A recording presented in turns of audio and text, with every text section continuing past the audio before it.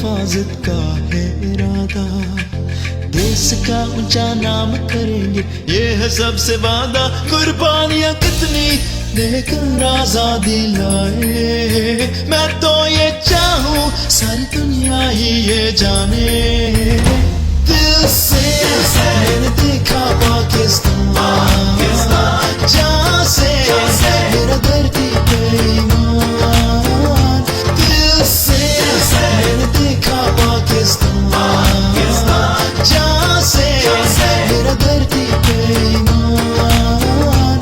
दिल से मैंने चाहा पाकिस्तान, जहाँ से।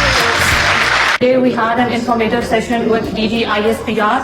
It is very important to tell the youth what is right and what is wrong. DG ISPR played a very good role in communicating his stance to the youth. Where he addressed so many questions related to terrorism, with the GDP of Pakistan, and what is the main problem that the youth is facing currently.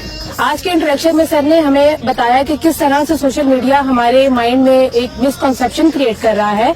Sir ने बताया कि ना सिर्फ Pakistani army border पे इस मुल्क के लिए काम कर रही है, बल्कि मुल्क के अंदर जितने भी इंटरनल थ्रेट्स हैं उनको डील कर रही है। इस तरह के इंटरेक्टिव सेशंस होने चाहिए। बेसिकली मेरा अपना सबसे बड़ा कंसर्न ये था कि इस वक्त पाकिस्तान में यूथ में एक चीज जिसकी कमी है वो होप है, जबकि सेशन के बाद मुझे इस बात का एहसास हुआ कि नहीं, ऐसा बिल्कुल नहीं है।